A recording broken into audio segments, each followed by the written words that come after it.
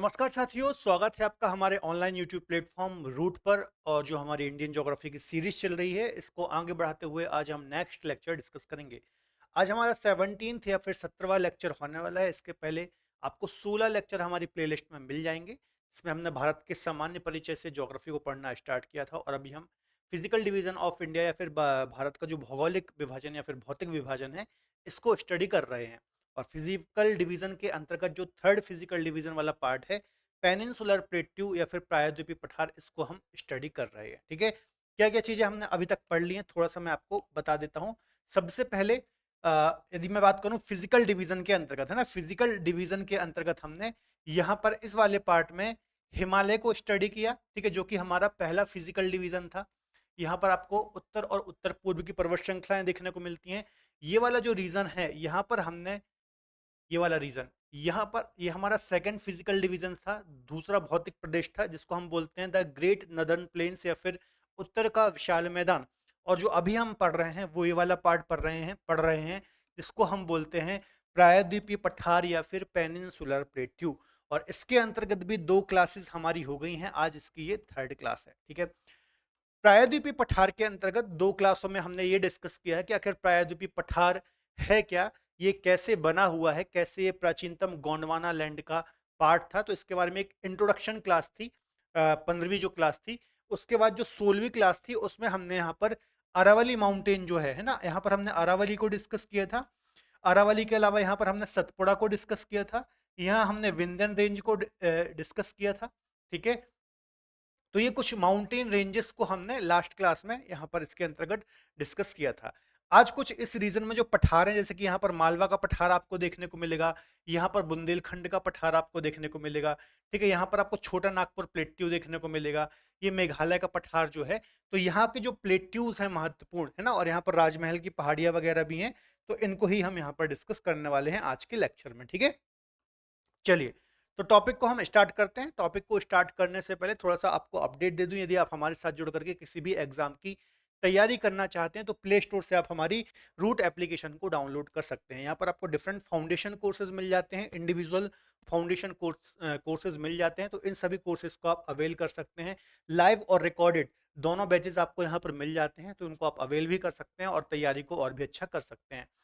यदि आप मुझसे ज्योग्राफी पढ़ना चाहते हैं, इंडियन ज्योग्राफी, वर्ल्ड ज्योग्राफी, या फिर दोनों साथ में कंबाइंड बैच आप ज्योग्राफी का मुझसे पढ़ना चाहते हैं, तो यहाँ पर आपको मेरा बैच मिल जाएगा रूट एप्लीकेशन पर। रिकॉर्डेड भी मिल जाएगा और लाइव बैच भी आपको मिल जाएगा। तो यहाँ पर आप मुझसे ज्योग्राफी भी लाइव पढ़ सकते हैं। ठीक है, चलिए सीधे हम टॉपिक को स्टार्ट करते हैं। ठीक है, आज हमारा कौन सी 17th क्लास है ये। ठीक है, आप प्लेलिस्ट को फॉलो कीजिए और ज़्यादा से ज़्यादा दोस्तों को भी शेयर कीजिए, क्योंकि बिल्कुल फ्री क्लासेस यहाँ पर हम चल रही हैं और काफ़ी डिटेल में हम एक एक चीज़ यहाँ पर डिस्कस कर रहे हैं।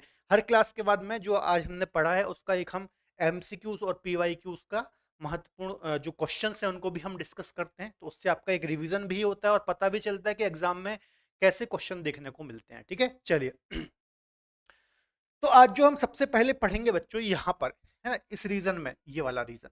ठीक है, ये आपको यहाँ पर मध्य प्रदेश राज्य देखने को मिलता है। कौन सा? यहाँ पर आपको मध्य प्रदेश राज्य देखने को मिलता है। और जो पर्टिकुलर ये वाला पार्ट मैंने यहाँ पर ड्रॉ किया है, इसको हम बोलते हैं मालवा का पठार या फिर मालवा प्लेट्यू, इसको हम बोलते हैं। ठीक है, अब जब पहली ही क्लास हमारी प्रायद्वीपीय पठार के संबंध में हुई थी, पेनिनसुलर प्लेट्यू के रिलेटिव हुई थी, तो हमने ये डिस्कस किया था यहाँ पर ये वाला जो पूरा पार्ट है। ठीक है, यहाँ पर देखिए, ये जो पूरा पार्ट है, यहाँ पर ये मालवा का पठार हो गया। ठीक है, ये वाला, यहाँ पर ये महाराष्ट्र का पठार या फिर जिसको हम दक्कन का पठार बोलते हैं, ये काठियावाड़ रीजन हो गया गुजरात का। और यहाँ पर कुछ नदर्न कर्नाटक और उत्तर पश्चिम तेलंगाना, ये जो पूरा है, ठीक है, ये वाला हिस्सा। ठीक है, तो ये वाला जो पूरा क्षेत्र है बच्चों, ये कैसे बना हुआ है? ये लावा द्वारा निर्मित, ये लावा द्वारा निर्मित बेसाल्ट रॉक, बेसाल्ट चट्टानों से बना हुआ है। ठीक है, मैंने आपको डिस्कस कराया था पहले ही लेक्चर में। ठीक है, जब हमारी इंडियन प्लेट जो गोंडवाना लैंड वाला पार्ट है उससे टूट करके, ठीक है, जब ये मूव करना स्टार्ट हुई, ठीक है, तो बीच में एक रियूनियन हॉटस्पॉट था। ठीक है, तो वहां पर क्या हुआ था, एक दरारी उद्गार हुआ था। इस रीजन में दरारी उद्गार हुआ था और लेयर में, है ना, मतलब ये मान लीजिए एक दरार पड़ी। ठीक है, ये एक दरार पड़ी, ठीक है, और इससे क्या हुआ, लावा फ्लो किया इस प्रकार से, लावा बह करके इस प्रकार से ये, ठीक है, ये जब ठंडा हुआ ये लावा जम गया, ठीक है, फिर दोबारा से यहाँ पर लावा निकला इस प्रकार से, फिर उसके ऊपर एक लेयर जमी, मतलब लेयर में इस प्रकार से यहाँ पर लावा जमा हुआ है, ठीक है। तो ये वाला जो पूरा हिस्सा है बच्चों, है ना, ये लावा द्वारा निर्मित हिस्सा है, ठीक है। मालवा का पठारा जाएगा, पूरा दक्कन ट्रैप या फिर महाराष्ट्र का पठारा जाएगा, काठियावाड़ वाला रीजन आ जाएगा, यहाँ पर कुछ कर्नाटक और तेलंगाना का भी पार्ट इसमें आ जाता है, ठीक है। तो याद रखिएगा ये पूरा लावा द्वारा निर्मित बेसाल्ट चट्टानों का क्षेत्र है, ठीक है। यहाँ पर बेसाल्ट चट्टाने, बेसाल्ट चट्टाने कहाँ मिलती हैं, जहां पर भी लावा द्वारा, लावा देखिए मैंने आपको बताया था कि पृथ्वी के गर्भ से जब लावा बाहर आता है और वो ठंडा होकर के चट्टानों का रूप ले लेता है, तो उसके दौरान बेसाल्ट चट्टानें बनती हैं। और पृथ्वी यदि मान लीजिए गर्भ के अंदर ही ठंडा होकर के जम गया तो ग्रेनाइट चट्टानें बनती हैं, ठीक है। तो बेसाल्ट चट्टानें यहां पर देखने को मिलेंगी। अब इन्हीं बेसाल्ट चट्टाने के अपक्षय अपर्दन, है ना, इरोजन और वेदरिंग के पश्चात क्या होता है, काली मिट्टी बनती है ना। इन्हीं चट्टानों के अपक्षय अपर्दन से ब्लैक सॉइल या फिर काली मिट्टी देखने को मिलती है। अब जो ये वाला रीजन है, यहाँ पर आपको काली मिट्टी भी देखने को मिलेगी, ठीक है, ब्लैक सॉइल देखने को मिलेगी। अब जब काली मिट्टी यहाँ पर देखने को मिलेगी तो काली मिट्टी में जो फसलें होती है, खासतौर पर आप देखेंगे कपास, है ना, कपास की फसल के लिए काली मिट्टी बहुत ही अच्छी मानी जाती है, ठीक है। कपास की फसल के लिए क्या बोल रहा हूं मैं, काली मिट्टी बहुत ही अच्छी मानी जाती है। तो यहाँ पर आप देखेंगे इस रीजन में जो कपास है इसकी फसल भी देखने को मिलती है, इसके अलावा सोयाबीन हो गया, गेहूं हो गया, ये सभी फसलें आपको यहाँ पर इस रीजन में देखने को मिलती हैं, ठीक है। तो ये हर चीज एक दूसरे से लिंक है, यहाँ पर कुछ भी आपको रटने की आवश्यकता नहीं है, याद रखिएगा, ठीक है। तो फिलहाल ये तो मैंने आपको पूरा ये वाला पार्ट समझा दिया, अभी हमें मालवा वाला क्षेत्र समझना है जो कि मध्य प्रदेश का है, ठीक है। ये यहाँ पर ये हो गया मालवा। तो सबसे पहला पॉइंट लिखिए कि ये कैसा क्षेत्र है, तो ये लावा द्वारा निर्मित, लावा निर्मित, आप पूरा एक एक पॉइंट वीडियो को पॉज करके लिख सकते हैं, बेसाल्ट चट्टानों का क्षेत्र है ना, बेसाल्ट रॉक या फिर बेसाल्ट चट्टानों का क्षेत्र है। अब देखिए जो टर्म्स होते हैं महत्वपूर्ण, जैसे बेसाल्ट रॉक हो गई, है ना, और भी जो इंग्लिश के टर्म्स हैं मैं वो यूज करते जाता हूं, तो जो इंग्लिश मीडियम वाले बच्चे हैं उनको भी ज्यादा टेंशन लेने की आवश्यकता नहीं है, वीडियो को पॉज करके आप नोट डाउन चीजें कर सकते हैं, ठीक है। अब जहां पर बेसाल्ट चट्टान है तो वहां पर कौन सी मिट्टी मिलेगी, काली मिट्टी। तो ये काली मिट्टी या फिर ब्लैक सॉइल का क्षेत्र है, आपको याद रखना है, ठीक है, कुछ भी यहां पर रटने की आवश्यकता नहीं है। अब जो ये बच्चों मालवा प्लेट्यू है, ये मध्य प्रदेश का सबसे बड़ा भूआकृतिक प्रदेश है ना, मध्य प्रदेश का सबसे बड़ा। जैसे हम इंडिया का हमने फिजिकल डिवीजन किया 6 भागों में, है ना, हिमालय हमने पढ़ा, उत्तर का मैदान पढ़ा, अभी हम प्रायद्वीपीय पठार पढ़ रहे हैं, उसके बाद कोस्टल प्लेन पढ़ेंगे, द्वीप और द्वीप समूह, मरुस्थलीय प्रदेश पढ़ेंगे, ये सभी हम पढ़ते हैं ना। उसी प्रकार से जब मध्य प्रदेश का हम फिजिकल डिवीजन करते हैं तो उसमें जो ये मालवा रीजन है ये सबसे बड़ा भूआकृतिक प्रदेश है, आपको याद रखना है, मालवा प्लेट्यू, ठीक है। यहां पर कुछ नदियां भी बहती हैं, जैसे कि चंबल हो गई, ठीक है, बेतवा हो गई, काली सिंध हो गई, ठीक है, ये कुछ प्रमुख, छिप्रा वगैरह भी आप बोल सकते हैं, ठीक है, ये कुछ इस पठार की महत्वपूर्ण नदियां हैं, ठीक है। तो ये भी आप नोट डाउन करना, नदियों वाले लेक्चर में हम इन नदियों को डिटेल में पढ़ेंगे। अभी चूंकि हम प्लेट्यू पढ़ रहे हैं तो थोड़ा बहुत आपको पता होना चाहिए, कभी मेंस में लिखने को आ गया तो आप ये सब मेंशन चीजें कर सकते हो, ठीक है, कि कौन कौन सी नदियां प्रवाहित होती हैं, यहाँ की चट्टानों की प्रकृति कैसी है, कौन सी मिट्टी पाई जाती है, कौन सी फसलें होती हैं, ठीक है। तो ये सब पॉइंट लिखना जरूरी होते हैं, आपको याद रखना है, ठीक है। अब चूंकि काली मिट्टी है तो फसलें कौन कौन सी होंगी, एक तो कपास, है ना, काली मिट्टी को कपासी मिट्टी भी बोलते हैं क्योंकि ये सब बेस्ट होती है ये कपास के लिए, ठीक है, कपास हो गई। इसके अलावा सोयाबीन, ठीक है, आप देखोगे यहाँ पर सोयाबीन, मध्य प्रदेश को सोया प्रदेश भी कहा जाता है, ठीक है, और यहाँ मालवा रीजन में अच्छी खासी सोयाबीन की खेती होती है। यहाँ पर भी आप देखेंगे महाराष्ट्र में, यहाँ पर भी सोयाबीन की अच्छी खासी यहाँ पर कृषि वगैरह होती है, ठीक है। तो ये सब जो फसल है यहाँ पर अच्छी खासी खासा उत्पादन देखने को मिलता है। इसके अलावा गेहूं भी आप यहाँ पर लिख सकते हैं, ठीक है। तो ये सभी पॉइंट आपको जरूर लिखना है, काफी महत्वपूर्ण है, ठीक है। इतने पॉइंट काफी हैं। इसके अलावा एक और महत्वपूर्ण पॉइंट लिख लीजिएगा कि एक चीनी यात्री था फाहियान, ठीक है, फाहियान, ठीक है, आपने पढ़ा था, कमेंट बॉक्स में बताना कि फाहियान किसके दरबार में आया था, किसके टाइम पर आया था ये भारत, ठीक है, किस शासक के टाइम पर ये भारत आया था, इसका आपको कमेंट बॉक्स में आंसर देना है। तो चीनी यात्री जब फाहियान आया था उसने यहाँ की जलवायु को देखा मालवा की, तो फाहियान ने मालवा की क्लाइमेट को, मालवा की जलवायु को विश्व की सर्वश्रेष्ठ जलवायु की संज्ञा दी थी। तो एग्जाम में क्वेश्चन आ सकता है कि विश्व की मतलब किसके द्वारा ये बोला गया था कि मालवा की जलवायु सर्वश्रेष्ठ जलवायु है विश्व की। ऐसा कुछ क्वेश्चन एग्जाम में बन जाए तो ये भी पॉइंट आपको थोड़ा सा दिमाग में रखना है, महत्वपूर्ण है। ठीक है, तो क्या क्या पॉइंट्स बताए मैंने। मालवा का पठार कैसे निर्मित है? लावा द्वारा निर्मित बेसाल्ट चट्टानों से निर्मित है। चंबल, काली सिंध, बेतवा, छिप्रा ये कुछ महत्वपूर्ण नदियां हैं जो कि इस प्लेट्यू में बहती हैं। कपास, सोयाबीन, गेहूं की फसलें यहाँ पर ली जाती हैं। काली मिट्टी का क्षेत्र है, जो कि बेसाल्ट चट्टान है, तो काली मिट्टी यहाँ पर देखने को मिलेंगी। मध्य प्रदेश का सबसे बड़ा भू आकृतिक प्रदेश है। क्लियर है? इतने पॉइंट ध्यान से नोट डाउन कीजिएगा, महत्वपूर्ण है। आगे चलते हैं, है ना। यहाँ पर राजमहल की पहाड़ियां आएंगी, इसको हम बाद में देखते हैं कि थोड़ी से पूर्व की हैं। पहले हम इससे लगा हुआ क्षेत्र बुंदेलखंड का पठार देख लेते हैं। ठीक है, अभी हमने यहाँ पर पढ़ा, ये मालवा रीजन पढ़ा। अब यहाँ पर ही आप देखेंगे इस रीजन में, है ना, इस रीजन में थोड़ा 19-20 हो सकता है, लेकिन अब एक अंदाज से आपको बता रहा हूँ, यहाँ पर आप देखेंगे तो आपको बुंदेलखंड का पठार देखने को मिलता है। कहाँ पर? इस रीजन में। अब राज्य कौन कौन से आ जाएंगे? मालवा का पठार तो पूर्णतः कहाँ पर है? मध्य प्रदेश में है, याद रखिएगा, ये पूर्णतः मध्य प्रदेश में है ना, और किसी राज्य में नहीं। जबकि बुंदेलखंड का पठार आपको उत्तर प्रदेश और मध्य प्रदेश राज्य में देखने को मिलता है।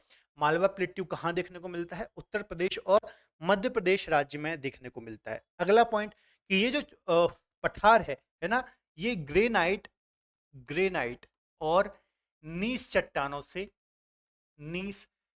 से मिलकर के बना है, या फिर यहाँ पर ग्रेनाइट और नीस चट्टानें हमें देखने को मिलती हैं। ये पॉइंट आपको याद रखना है। ठीक है, इसके अलावा यहाँ की नदियों की बात करेंगे तो सिंध हो गई, ठीक है, बेतवा आप बोल सकते हैं।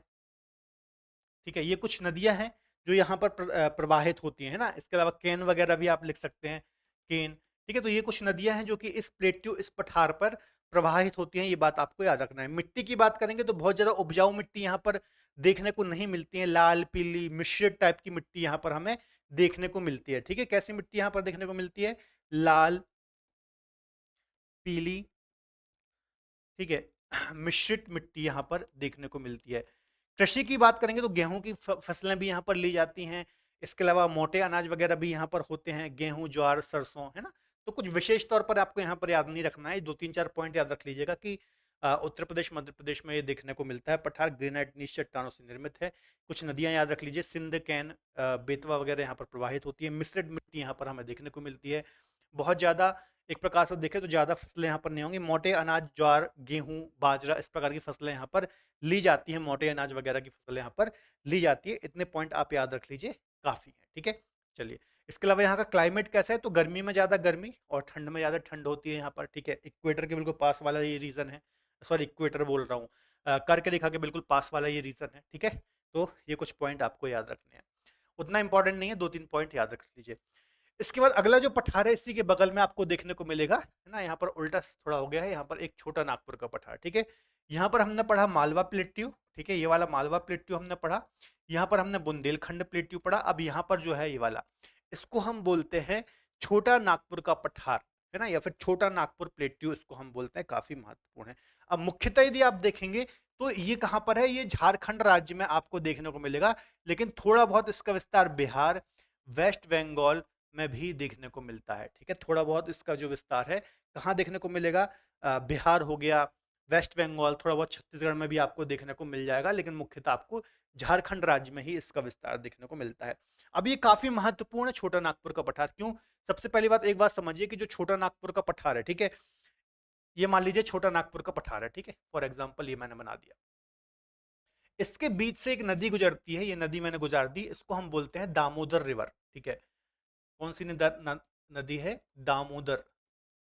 दामोदर रिवर इस प्लेट्यू के बीच से बिल्कुल प्रवाहित होती है और पश्चिम की ओर, है ना, पश्चिम दिशा की ओर ये प्रवाहित होती है। ठीक है, और अगला महत्वपूर्ण पॉइंट क्या है कि ये जो नदी है ये भ्रंश घाटी में बहती है, भ्रंश घाटी में प्रवाहित होती है, या फिर ये जो रिवर है रिफ्ट वैली में प्रवाहित होती है। बात समझ में आ रही है? देखिए, भारत में यदि हम बात करें तो भ्रंश घाटी या फिर रिफ्ट वैली में 3 नदियां मुख्यतः आपको याद रखनी है जो प्रवाहित होती हैं। एक तो है नर्मदा नदी, है ना, ये नर्मदा नदी होगी जो कि पश्चिम की ओर, है ना, वेस्ट डायरेक्शन में इसका फ्लो है। एक और ताप्ती, इसी की पैरेलल चलती है, ताप्ती नदी। ठीक है, ये भी वेस्ट डायरेक्शन में फ्लो करती है। ठीक है, यहाँ पर आप देखेंगे सतपुड़ा रेंज है, यहाँ पर ये सतपुड़ा रेंज है।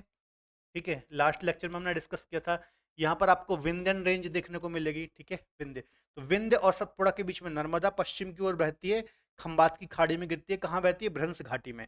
उसके नीचे सतपुड़ा के नीचे ताप्ती नदी बहती है, भ्रंश घाटी में बहती है, और ये भी खंबात की खाड़ी में गिरती है। तो ये पश्चिम की ओर बहने वाली भ्रंश घाटी में बहने वाली नदियां हैं, आपको याद रखना है। ठीक है, और ये पूर्वी की ओर भ्रंश घाटी में बहने वाली नदी है दामोदर नदी, आपको याद रखना है। ठीक है, कहाँ पर बहती है? तो ये छोटा नागपुर प्लेट्यू है, इसके बीच से ये प्रवाहित होती है और इसको दो पार्ट में डिवाइड करती है। ऊपर वाले को हम बोलते हैं हजारीबाग का पठार, हजारी बाग प्लेट्यू, और नीचे वाला जो पठार है इसको हम बोलते हैं रांची का पठार या फिर रांची प्लेट्यू। ठीक है, तो ये पॉइंट भी आपको थोड़े से याद रखने हैं। क्लियर है? ठीक है, इसके अलावा जो अक्सर एग्जाम में क्वेश्चन बनता है वो ये बनता है बच्चों यहां से कि ये जो पठार है इसको रूर प्रदेश, भारत का रूर प्रदेश भी बोलते हैं, रूर प्रदेश बोलते हैं। तो ये पॉइंट विशेष तौर पर आपको याद रखना है। रूर प्रदेश का मतलब क्या है? ठीक है, रूर प्रदेश का मतलब ये है कि जर्मनी में एक जगह है रूर नाम की, ठीक है, जो कि विश्व में आप देखें तो खनिज संसाधन के लिए जानी जाती है। ठीक है, तो उसी से कंपैरिजन करके छोटा नागपुर प्लेट्यू को भारत का रूर प्रदेश कहा जाता है। क्यों? क्योंकि ये जो प्लेट्यू है छोटा नागपुर का पठार, ये वाला जो प्लेट्यू है खनिज संसाधन के लिए जाना जाता है। ठीक है, खनिज संसाधन।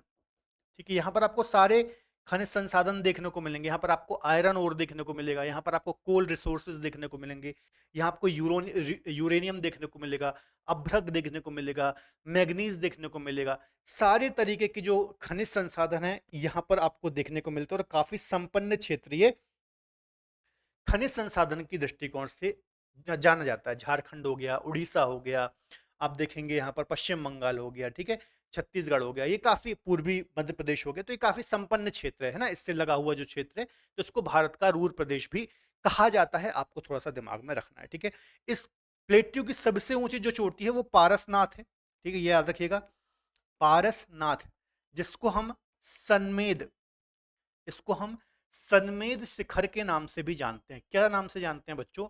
सनमेद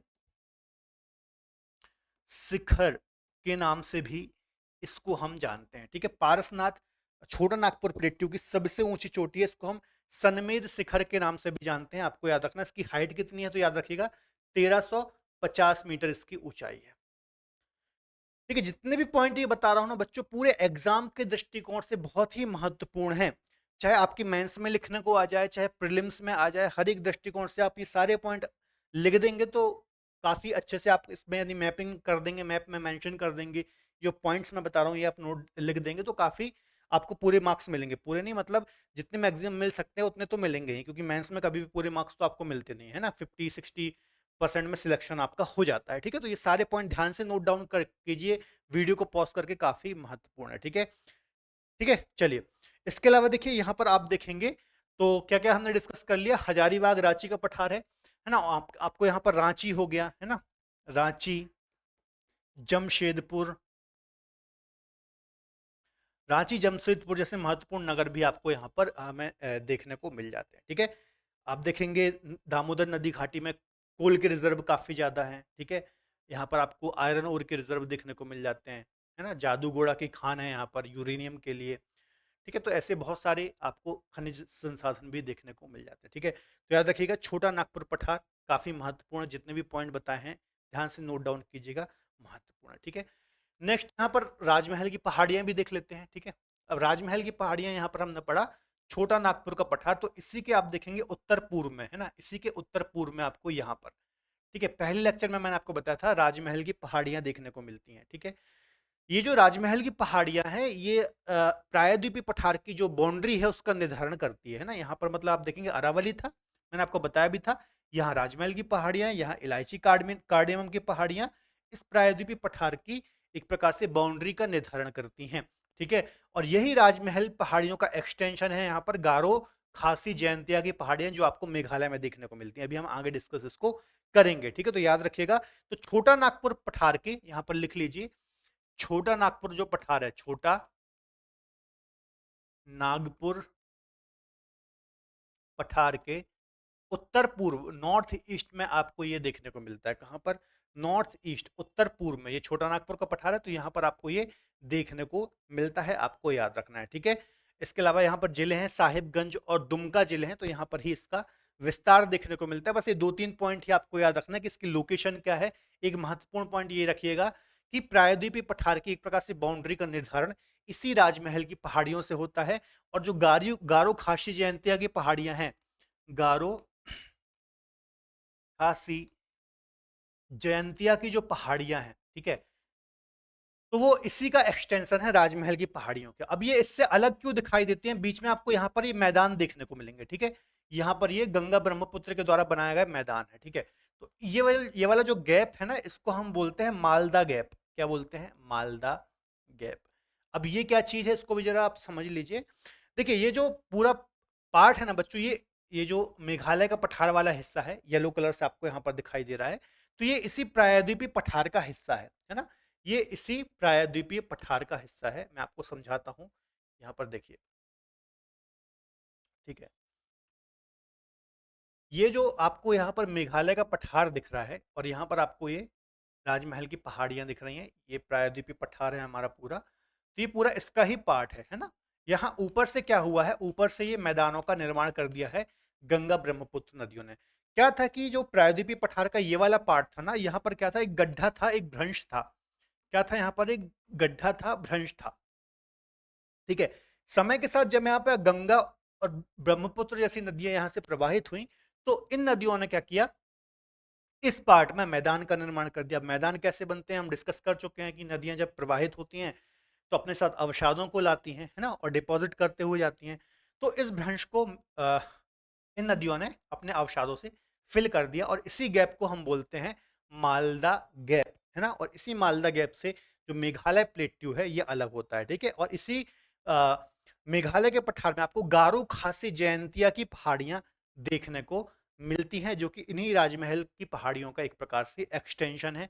आपको याद रखना है, ठीक है। तो याद रखिएगा, ये काफी महत्वपूर्ण है। कभी एग्जाम में क्वेश्चन आ जाए मेघालय का पठार किसका पार्ट है, तो ये अलग कोई ऐसा मत कर दीजिएगा कि हिमालय का पार्ट है या फिर नॉर्थ ईस्ट का पार्ट है, ऐसा नहीं है। ये इसी प्रायद्वीपीय पठार का ही भाग है। आप यहाँ पर खुदाई करेंगे मालदा गैप में, तो नीचे आपको क्या मिलेगा, नीचे आपको वही चट्टानें देखने को मिलेंगी जो प्रायद्वीपीय पठार की चट्टान है, क्योंकि ये इसका ही पार्ट है। आपको याद रखना है, ठीक है। चलिए आगे डिस्कस कर लेते हैं। लास्ट है यहाँ पर आज की क्लास का मेघालय का पठार, है ना। यहाँ पर हमने हालांकि पढ़ ही लिया। तो मेघालय का पठार जो है, सबसे पहला पॉइंट याद रखिएगा कि ये जो पठार है ये प्रायद्वीपीय पठार, प्रायद्वीपीय पठार का ही हिस्सा है ना। पेनिनसुलर प्लेट्यू का ही ये हिस्सा है, कोई अलग से नहीं है। ये कई बार क्वेश्चन एग्जाम में आया है, आपको याद रखना है। मुख्यतः यह मेघालय और थोड़ा बहुत असम राज्य पे भी इसका हमें विस्तार देखने को मिलता है। यहां पर आप देखेंगे तो गारो, खासी और जयंतिया, जयंतिया की पहाड़ियां आपको यहां पर देखने को मिलती है। गारो, खासी, जयंतिया की पहाड़ियां आपको यहां पर देखने को मिलेंगी, ठीक है, इस प्रकार से मेघालय में, ठीक है, जो कि इन्हीं राजमहल की पहाड़ियों का एक्सटेंशन है। आपको याद रखना है, ठीक है। और ये प्रायद्वीपीय पठार से इस मालदा गैप के द्वारा सेपरेट होता है या फिर पृथक होता है, आपको याद रखना। इसी मेघालय के पठार में आप देखेंगे खासी पहाड़ी है ना। ये हो गई गारो, खासी और जयंतिया। इसी खासी पहाड़ी के पास आपको विश्व के सर्वाधिक वर्षा वाले स्थान जो है चेरापूंजी, जैसे आप देखते हैं चेरापूंजी, मासिमराम, इसी मेघालय के पठार में आपको ये देखने को मिलते हैं, ठीक है। ये विश्व के सर्वाधिक वर्षा वाले स्थान है। लगभग 1100 सेंटीमीटर से 1200 सेंटीमीटर के मध्य में यहाँ पर आपको वर्षा देखने को मिलती है, ठीक है। कहाँ पर? यहाँ पर, ठीक है। तो याद रखिएगा, इसी मेघालय प्लेट्यू में आपको चिरापूंजी, मासिमराम भी देखने को मिलते हैं, है ना। और गारो खासी जयंती की पहाड़ियां भी देखने को मिलते हैं। अब ये गारो खासी जयंती की पहाड़ी किसका हिस्सा हुई, तो इसी प्रायद्वीपीय पठार का जो भाग है उसका ही हिस्सा हुई, है ना। ये आपको इनको कभी भी पूर्वांचल हिल्स में नहीं रखना है। ये किसका हिस्सा है, तो प्रायद्वीपीय पठार का ही हिस्सा है, या फिर किसका हिस्सा है, राजमहल की पहाड़ियों का ही हिस्सा है, आपको याद रखना है। अब इस पठार की सबसे ऊंची जो चोटी है वो कौन सी है, तो नोकरेक इसकी सबसे ऊंची चोटी है ना। आपको याद रखना है, कई बार यहां से भी क्वेश्चन आया कि मेघालय पठार की सबसे ऊंची चोटी कौन सी है? तो नोकरेक इसकी सबसे ऊंची चोटी है, 1412 मीटर इसकी ऊंचाई है। ये बात भी आपको थोड़ा सा दिमाग में रखना है। क्लियर है? तो जितने भी पॉइंट बताए हैं ये इतने एग्जाम के दृष्टिकोण से इंपॉर्टेंट है। ठीक है, तो ये वाला जो हमारा पूरा पार्ट है, ये वाला है ना, ये हमने कंप्लीट कर लिया। ठीक है, क्या क्या चीजें हमने इसमें पढ़ ली, एक बार हम चलते हैं पहली स्लाइड में और यहाँ पर डिस्कस करते हैं। सबसे पहले हमने यहाँ पर अरावली को डिस्कस कर लिया। ठीक है, यहाँ पर हमने सतपुड़ा को डिस्कस कर लिया, यहाँ हमने विंध्यन रेंज को डिस्कस कर लिया, यहाँ पर ये मालवा पठार पढ़ लिया हमने, यहाँ बुंदेलखंड पठार पढ़ लिया, छोटा नागपुर पठार पढ़ लिया। ठीक है, यहाँ और भी पठार है, जैसे कि क्या नाम है, यहाँ पर आप देखेंगे तो छोटे छोटे पहाड़ हैं, पर हर एक पठार को आपको पढ़ने की आवश्यकता नहीं है। ठीक है, जो मेन मेन पठार है एग्जाम के दृष्टिकोण से महत्वपूर्ण है, क्योंकि जब आप जैसे मान लीजिए यहाँ पर आप मध्य प्रदेश का भूगोल पढ़ेंगे तो बहुत सारे पठार पढ़ते हैं, रीवा पन्ना का पठार पढ़ते हैं, बघेल, यहाँ आपको बघेलखंड का पठार देखने को मिलेगा। तो चूंकि हम इंडियन ज्योग्राफी पढ़ रहे हैं तो यहाँ पर हर एक पठार को पढ़ने की आवश्यकता नहीं है ना, जो महत्वपूर्ण है मेन मेन है उनको ही हमें यहाँ पर पढ़ना है। आप जितना ज्यादा इनको जूम इन करोगे उतनी ज्यादा चीजें आपको बारीकियों से पढ़ने को मिलेंगी। जैसे कि आप मान लीजिए किसी स्टेट का पर्टिकुलर भूगोल पढ़ेंगे तो वहां पर चीजें आप और डेप्थ में पढ़ेंगे। अब जैसे हमने सतपुड़ा में 3 पहाड़ियां पढ़ी हैं, है ना, राजमहल की पहाड़ियां, महादेव की पहाड़ियां और मेकाल की पहाड़ियां। लेकिन जब आप एमपी की ज्योग्राफी पढ़ेंगे तो वहां पर आपको और भी सतपुड़ा के अंतर्गत बहुत पर्वत पहाड़ देखने को मिलेंगे। ठीक है, तो हमें जूम इन नहीं करना है, हमें उतना डेप्थ में नहीं जाना है, अभी हम इंडियन ज्योग्राफी के हिसाब से पढ़ रहे हैं। ठीक है, तो उस हिसाब से मैं आपको बता रहा हूँ मेन मेन चीजें। ठीक है, तो छोटा नागपुर का पठार हो गया, यहाँ पर राजमहल की पहाड़ियां हो गई और यहाँ पर मेघालय का पठार हो गया। ठीक है, इतनी चीजें हमने पढ़ ली हैं। अब ये वाला पार्ट बचा हुआ है, इसको हम अगली क्लासेस में डिस्कस करेंगे। यहाँ पर कुछ गुजरात की हिल्स बची हुई हैं, तो बाकी का बचा हुआ पार्ट हम अगली क्लास में डिस्कस करेंगे। आई थिंक आपको आज का लेक्चर भी यहाँ पर समझ में आया होगा। ठीक है, चलिए अब इससे रिलेटेड एक हम क्वेश्चंस भी डिस्कस कर लेते हैं। ठीक है, चलिए देखिए पहला क्वेश्चन है, ये जो भी क्वेश्चन है सब पीवाई क्यूज है, एग्जाम में आए हुए क्वेश्चन है, और इसी प्रकार के क्वेश्चन जो आज हमने पढ़ा है, जो टॉपिक हमने पढ़ा है, इसी प्रकार के क्वेश्चन इस टॉपिक से आपको देखने को मिलते हैं। पहला क्वेश्चन है, कार्बी एंगलोंग का पठार जो है भैया ये किसका हिस्सा है? ठीक है, इसी को जो कार्बी एंगलोंग से घबरा मत जाना, जो मेघालय का पठार है, ठीक है, इसी को कार्बी एंगलोंग का पठार भी बोलते हैं। ठीक है, या फिर शिलोंग का पठार भी बोल देते हैं। तो ये भैया प्रायद्वीपीय पठार का ही हिस्सा है, कोई अलग चीज नहीं है। ठीक है, यहां पर आप देख लीजिए, क्लियर है। नेक्स्ट देख लेते हैं, इनमें से कौन से पठार छोटा नागपुर के पठार का हिस्सा है? ठीक है, तो मैंने आपको बताया था बीच से दामोदर नदी प्रवाहित होती है। ठीक है, ऊपर वाले को बोलते हैं हजारीबाग का पठार और नीचे वाले को बोलते हैं रांची का पठार। क्लियर है, तो हजारीबाग का पठार और रांची का पठार, बस्तर का पठार अलग है, बघेलखंड का पठार अलग है, तो 1 और 2 इसका सही आंसर हो जाएगा। ठीक है, यहाँ पर देखिए इस प्रकार से दामोदर नदी निकलती है, यहाँ पर ही छोटा नागपुर का पठार है, ये ऊपर हजारीबाग और नीचे रांची का पठार है। ठीक है, निम्न में से कौन सा पठार लावा द्वारा निर्मित संरचना है? ठीक है, तो मालवा का पठार भी भैया लावा द्वारा निर्मित संरचना है, और दक्कन ट्रैप, दक्कन ट्रैप क्या है? बेसिकली जो महाराष्ट्र का पठार है ना, जो महाराष्ट्र प्लेट्यू है, इसको ही हम दक्कन ट्रैप भी बोल देते हैं। ठीक है, तो ये दोनों ही जो हैं ये किससे निर्मित है? लावा द्वारा निर्मित बेसाल्ट चट्टानों से निर्मित है। तो इसका आंसर क्या हो जाएगा? इसका आंसर हो जाएगा सी। ठीक है, दोनों ही हैं जो वो इससे निर्मित है, लावा द्वारा निर्मित बेसाल्ट चट्टानों से निर्मित है। ठीक है, यहाँ पर देखिए ये पूरा जो क्षेत्र है ये लावा द्वारा निर्मित बेसाल्ट चट्टानों का क्षेत्र है, आपको याद रखना है। ठीक है, अगला है भारत का रूर प्रदेश। तो ये वनडे एग्जामों का तो फेवरेट क्वेश्चन माना जाता है। तो छोटा नागपुर का जो पठार है मुख्यतः झारखंड में आपको देखने को मिलेगा, तो इसको हम भारत का रूर प्रदेश भी बोलते हैं। रूर जर्मनी में एक जगह है जो कि विश्व में खनिज संसाधन के लिए काफी विख्यात है, तो उससे ही कंपेयर करके, चूंकि ये छोटा नागपुर का पठार जो है ये भारत में काफी विख्यात है, तो उसको हम उसी रूर से कंपेयर करके भारत का रूर प्रदेश कहते हैं, आपको याद रखना है। ठीक है, नेक्स्ट देख लेते हैं, इनमें से कौन सा पठार मध्य प्रदेश व उत्तर प्रदेश राज्यों में फैला हुआ है? ठीक है, तो मालवा तो सिर्फ भैया मध्य प्रदेश में देखने को मिलेगा। ठीक है, बस्तर आपको छत्तीसगढ़ में देखने को मिलेगा। ठीक है, दक्कन ये आपको दक्षिण में देखने को मिलेगा। तो बुंदेलखंड का जो पठार है ये आपको कहाँ देखने को मिलेगा? मध्य प्रदेश और उत्तर प्रदेश के अंतर्गत देखने को मिलता है। ठीक है, नेक्स्ट देख लेते हैं, पारसनाथ किस पठार की सबसे ऊंची चोटी है? तो 1350 मीटर के इसकी ऊंचाई है, और ये जो है छोटा नागपुर के पठार की सबसे ऊंची चोटी है, आपको याद रखना है। ठीक है, अब जल्दी से कमेंट में बता दो कि जो मेघालय का पठार है इसकी सबसे ऊंची चोटी कौन सी है? ठीक है, चलिए, तो इतने ही क्वेश्चन थे। आई थिंक आपको जो आज का लेक्चर है ये समझ में आया होगा। जो भी हमने पठार पढ़े हैं, जो भी मैंने आपको पॉइंट्स बताए हैं, ध्यान से आप पढ़िएगा, ध्यान से नोट्स बनाते जाइए, नोट डाउन करते जाइए, ठीक है? बहुत ही आराम से हम इसमें एक-एक चीज़ डिटेल में पढ़ रहे हैं, तो प्रॉपर आप इसको पढ़ते जाइए, नोट्स बनाते जाइए, ठीक है? कोई भी डाउट हो तो आप कमेंट बॉक्स में मुझसे पूछ सकते हैं। तो लेक्चर कैसा लगा कमेंट बॉक्स में ज़रूर बताइए। यदि लेक्चर पसंद आ रहा है तो प्लीज़ वीडियो को लाइक करें, इसके अलावा अपने दोस्तों के साथ शेयर ज़रूर करें। मिलेंगे अगले बेहतर लेक्चर में, तब तक अपना ख्याल रखिए और पढ़ते रहिए। बाय बाय, टेक केयर, जय हिंद।